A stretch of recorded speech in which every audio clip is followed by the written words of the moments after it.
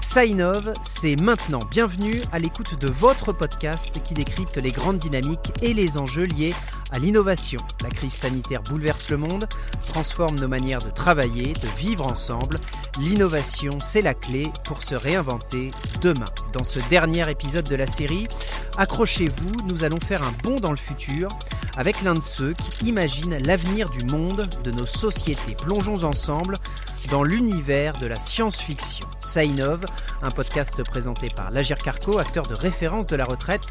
L'Agirc Arrco et les groupes de protection sociale innovent au service de tous, partenaires, bénéficiaires, mais aussi leurs propres collaborateurs.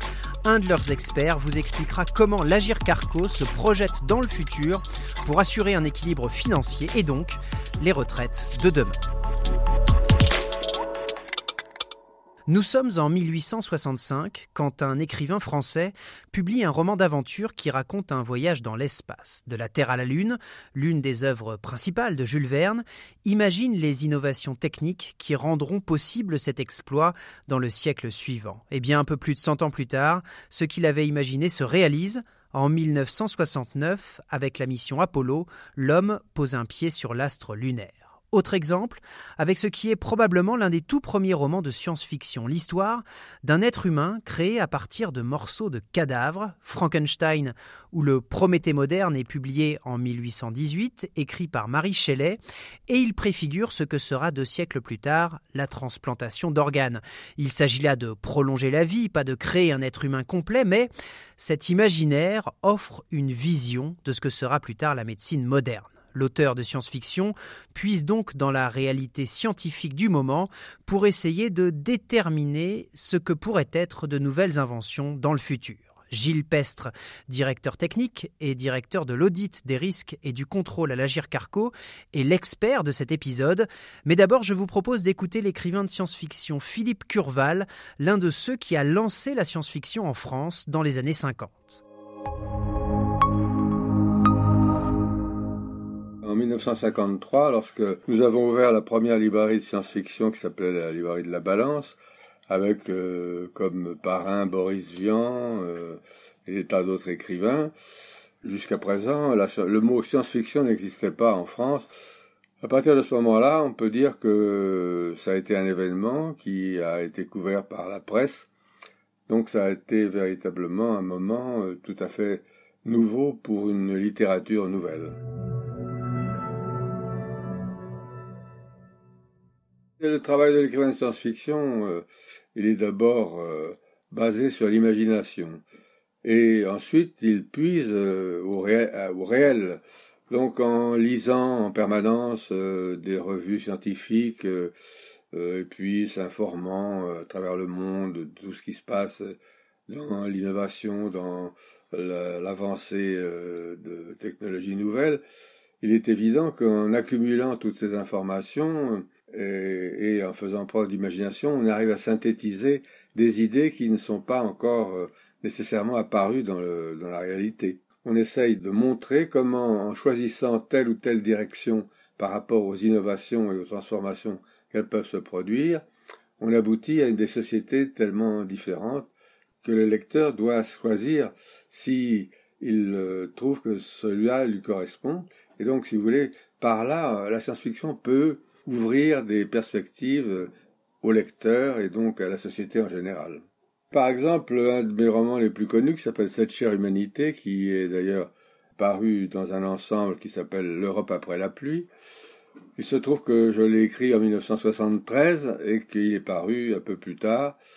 Et dans ce livre, par exemple, alors qu'Internet n'existait pas, le vote des gens est électronique, alors que cette époque-là, personne ne votait de cette façon-là et que même il n'y avait pas les moyens techniques et technologiques de le réaliser.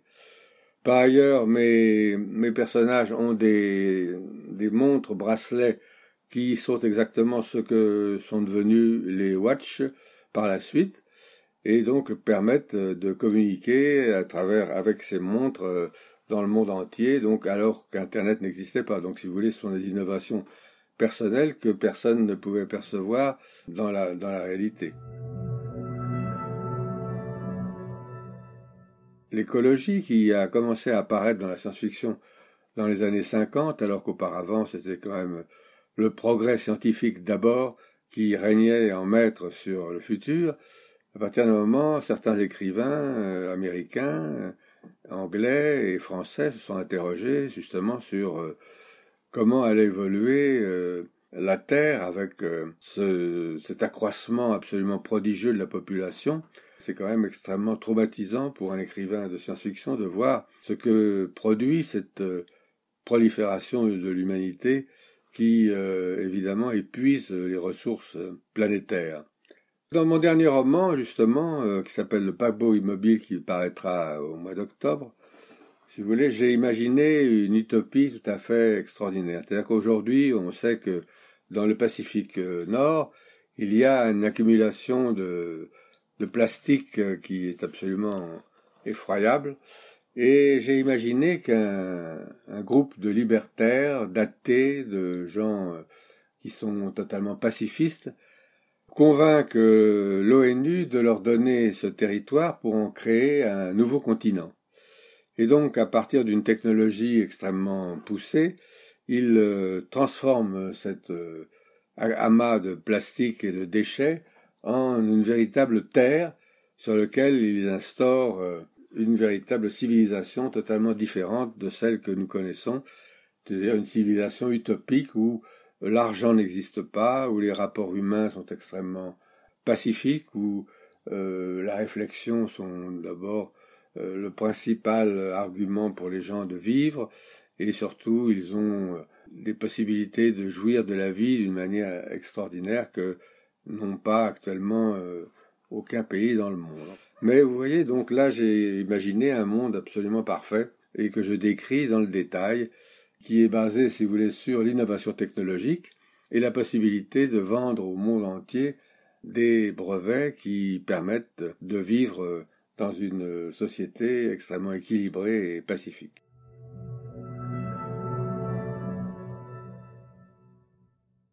Si véritablement on arrête de se battre entre êtres humains, si l'être humain arrive à dominer ces pulsions primitives auxquelles il n'est pas encore parvenu, puisqu'on sait bien qu'actuellement il y a des guerres partout et que l'animosité entre les différents États, entre les voisins de frontières, entre les religions, provoque des conflits généralisés peu à peu, parce qu'au début ça commence par de petits conflits, comme on voit par exemple actuellement dans le Moyen-Orient, où les solutions ne sont pas trouvées, puisqu'il y a des guerres qui sont partisanes, que les grandes nations prennent parti pour telle ou telle partie de la Syrie, de la Libye.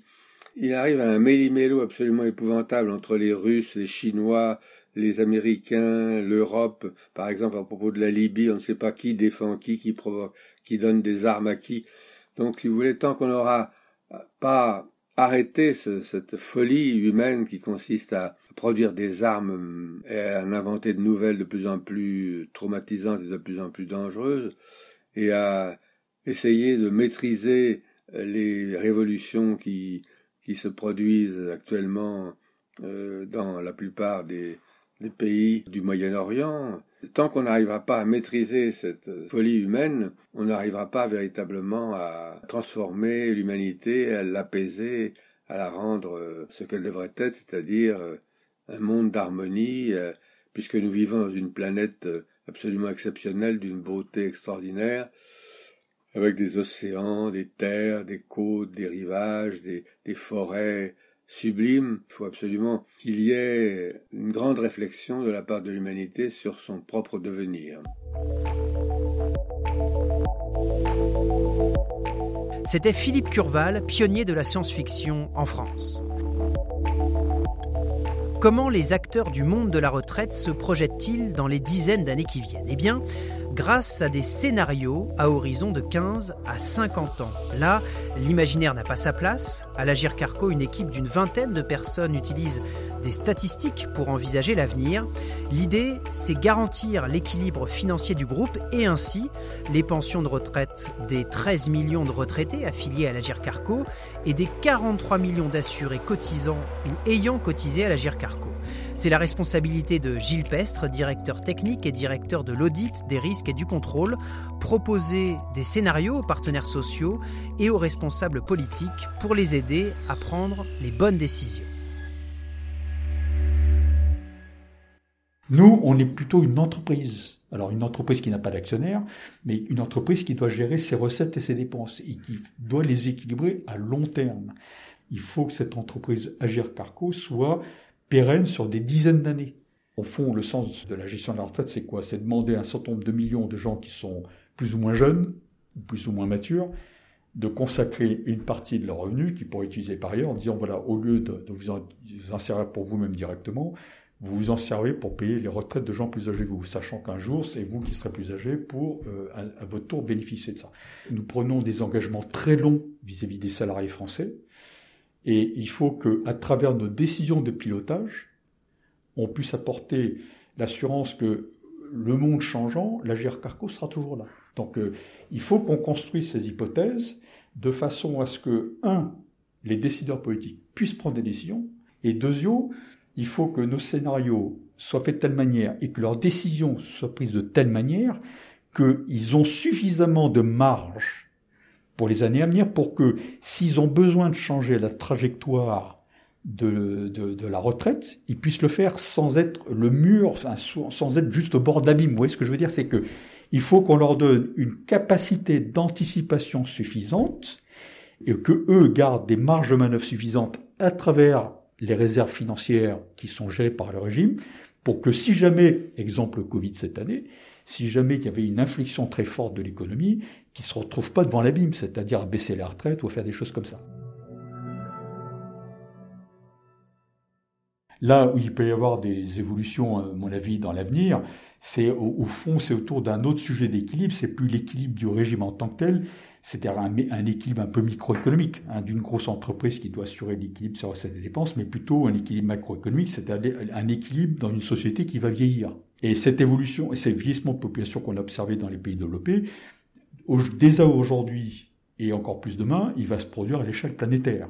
C'est-à-dire déjà, vous avez un certain nombre de pays émergents, le Japon n'est plus émergent, mais la Chine, un certain nombre d'économies asiatiques, qui quand même déjà vieillissent, c'est-à-dire que leur population commence à se stabiliser, ça veut dire que la jeunesse est moins nombreuse qu'avant, les adultes sont encore très nombreux, mais surtout les populations âgées partent d'un effectif relativement faible, mais au fur et à mesure que les gens s'enrichissent, qu'ils vivent de plus en plus longtemps, l'effectif des personnes âgées un peu partout dans le monde va très fortement augmenter, y compris en Afrique.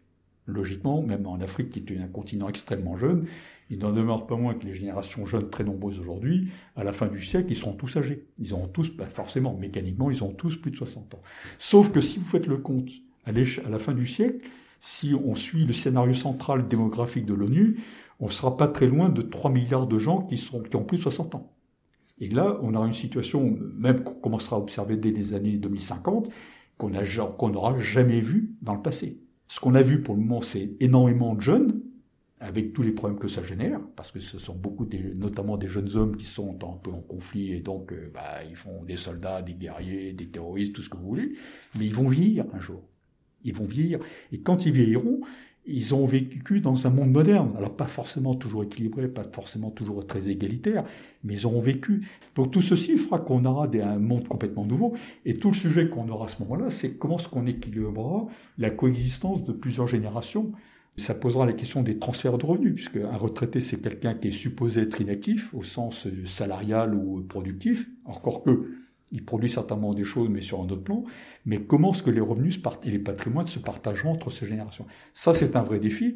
Et les régimes de retraite en tout genre sont partie prenante à cette évolution.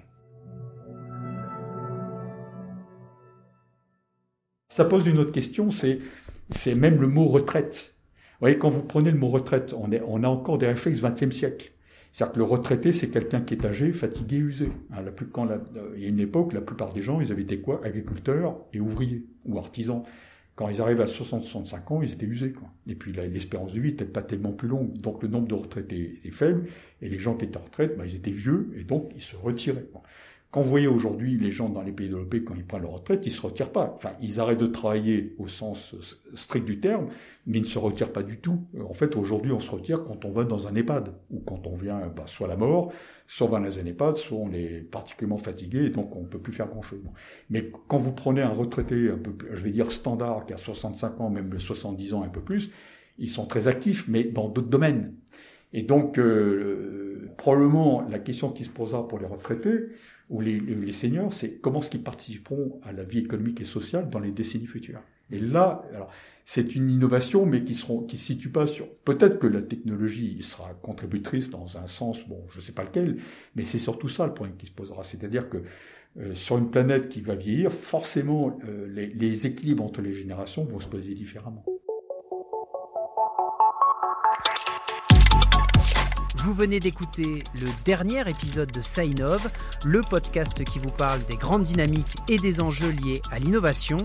Merci d'avoir pris part à cette aventure. Merci au groupe de protection sociale, Apicil, Clésia, AG2R La Mondiale, B2V, IRSEM et Audience de nous avoir ouvert leurs portes et présenté leurs innovations. Merci aux scientifiques, chercheuses, écrivains d'avoir décrypté pour nous ce que signifie innover dans différents domaines.